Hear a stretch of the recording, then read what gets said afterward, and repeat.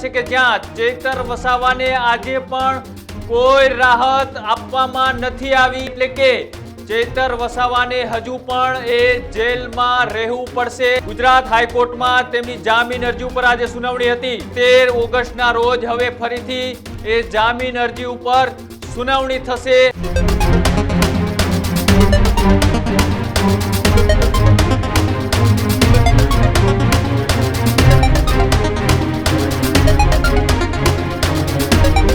નમસ્કાર, આપ જોઈ રહ્યા છો ન્યૂઝ રૂમ અને આપની સાથે છું કૃણાલ। મહત્વપૂર્ણ સમાચાર એ ડેડિયાપાડાના ધારાસભ્ય ચૈતર વસાવાની આજે જામીન અરજી પર સુનાવણીને લઈને આવી રહ્યા છે કે જ્યાં સૌથી મોટા સમાચાર અત્યારે સામે આવી રહ્યા છે કે જ્યાં ચૈતર વસાવાના આજે 1 મહિનો જેલવાસ પૂર્ણ થયો છે અને ગુજરાત હાઈકોર્ટમાં તેમની જામીન અરજી ઉપર આજે સુનાવણી હતી।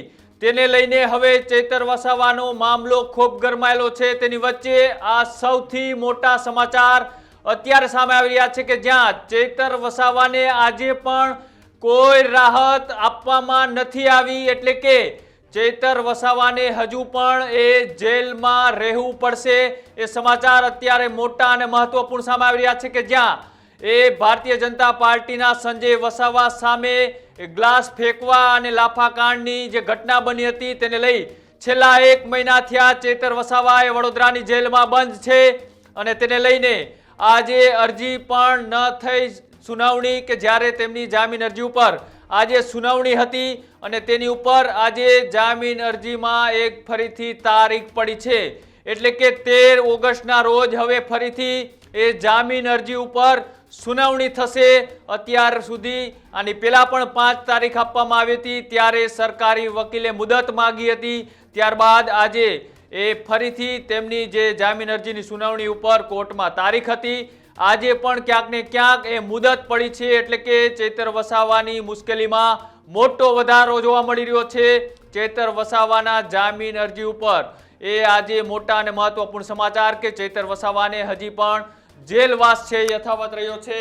આ જ મુદ્દે મારી સાથે વાતચીત કરવા મારા સહયોગી એવા પ્રદીપ કટિયા જોડાયા છે। પ્રદીપ, સૌથી મોટા અને મહત્વપૂર્ણ સમાચાર કે જ્યાં ડેડિયાપાડાના ધારાસભ્ય ચૈતર વસાવાનો જેલવાસ હજી લંબાયો છે, એટલે કે હવે તેમની જે સુનાવણી હતી જામીન અરજી ઉપર તેમાં આજે હાઈકોર્ટ દ્વારા 13 ઓગસ્ટનો એ સમય આપવામાં આવ્યો છે, તારીખ આપવામાં આવી છે। શું છે વધુ માહિતી?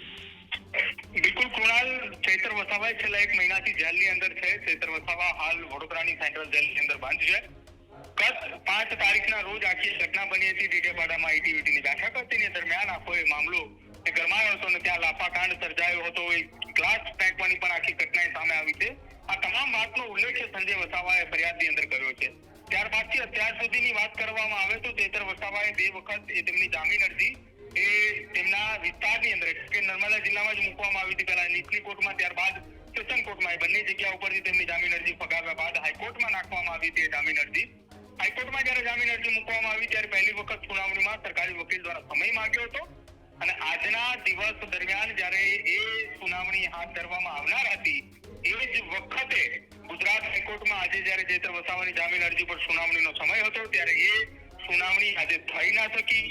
હવે આગામી નવી તારીખે પડી છે અને આગામી નવી જામીન અરજીની એ તારીખ 13 ઓગસ્ટે સુનાવણી હાથ ધરાશે।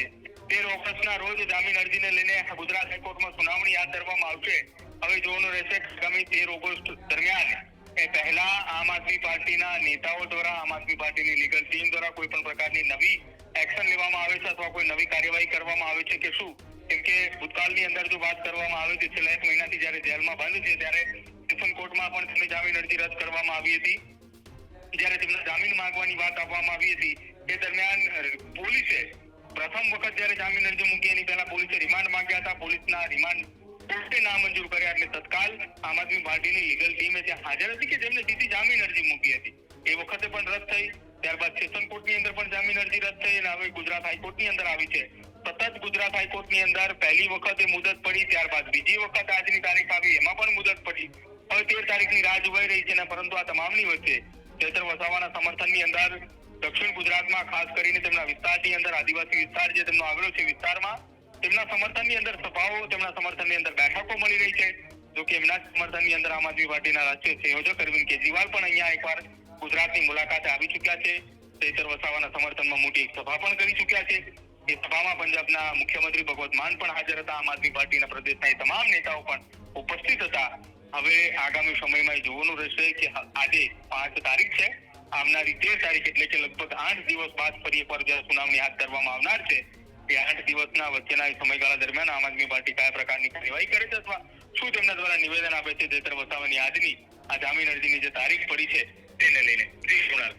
પ્રદીપ, આજે સૌ કોઈને એવું હતું કે ચૈતર વસાવાની જે જામીન અરજી છે તેમની ઉપર કંઈક સુનાવણી થશે, પણ આજે એ 4 વાગ્યા આસપાસ એવું લાગતું હતું કે કોઈ સમાચાર આવશે, પણ હજી કયા કારણોસર આ 2 વખત તારીખ પડી અને કયા કારણોસર આજની જે એની તારીખ હતી તેની ઉપર મુદત આપવામાં આવી? બિલકુલ કૃણાલ, આજની જે તારીખ પર મુદત આપવાની વાત છે, ગુજરાત હાઈકોર્ટના એ નીતિ નિયમો છે કે રોજ કેટલી મેટરો બોર્ડ પર ચલાવે છે તેના આધારે હાઈકોર્ટે નક્કી કરતી હોય છે કે આજના દિવસ દરમિયાન આટલી મેટર ચાલવાની છે, તે પ્રમાણે એમને તારીખ આપવામાં આવતી હોય છે. પરંતુ ગુજરાત હાઈકોર્ટ છે, હાઈકોર્ટની અંદર અલગ અલગ મુદ્દાઓ આધારિત અલગ અલગ મેટરો આવતી હોય છે કૃણાલ. એ દરમિયાન કોઈ મેટરની અંદર કોઈ લાંબો સમય રોકાઈ ગયો હોય અથવા કોઈ મેટર ચાલતી હોય દરમિયાન એ લાંબો સમયગાળો જતો રહ્યો, જેના કારણે કેટલીક મેટરો બાકી રહી જતી હોય છે ચાલવા બદલ, અને દરમિયાન એમને આગામી તારીખ આપવામાં આવતી હોય છે. એ જ પ્રકારે આજની તારીખની અંદર પણ જ્યારે ચૈતર વસાવાની આ જે મુદત હતી તે મુદતમાં તેમનો નંબર ન આવ્યો એટલા માટે તેમને આગામી તારીખ આપવામાં આવી છે. બીજું એવું કોઈ ખાસ કારણ હાઈકોર્ટ દ્વારા એ નથી કોઈ આપવામાં આવ્યું. એવું કોઈ જ નથી કે સરકારી વકીલે સમય માંગ્યો હોય. એ ભૂતકાળની મેટરમાં માંગ્યો હતો. આજની એ તારીખની અંદર બોર્ડ તેમની મેટર હતી, પરંતુ તેમનો ટર્ન ના આવ્યો એ પહેલા જ આખી આજના કાર્યવાહી એ પૂર્ણ કરી દેવામાં આવી હતી. એટલા માટે આગામી 13 તારીખ આપવામાં આવી છે.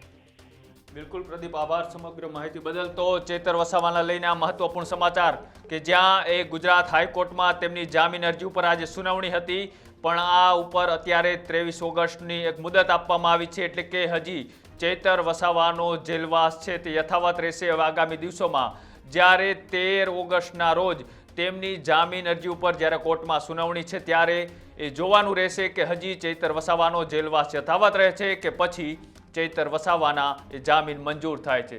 આ મામલે આપનું શું માનવું છે અમારી કોમેન્ટ બોક્સની અંદર જણાવજો, અને આવા જ અહેવાલો જોવા માટે અમારી યુટ્યુબ ચેનલ ન્યૂઝ રૂમને આજે જ લાઈક કરો, શેર કરો અને સબસ્ક્રાઇબ કરો. નમસ્કાર.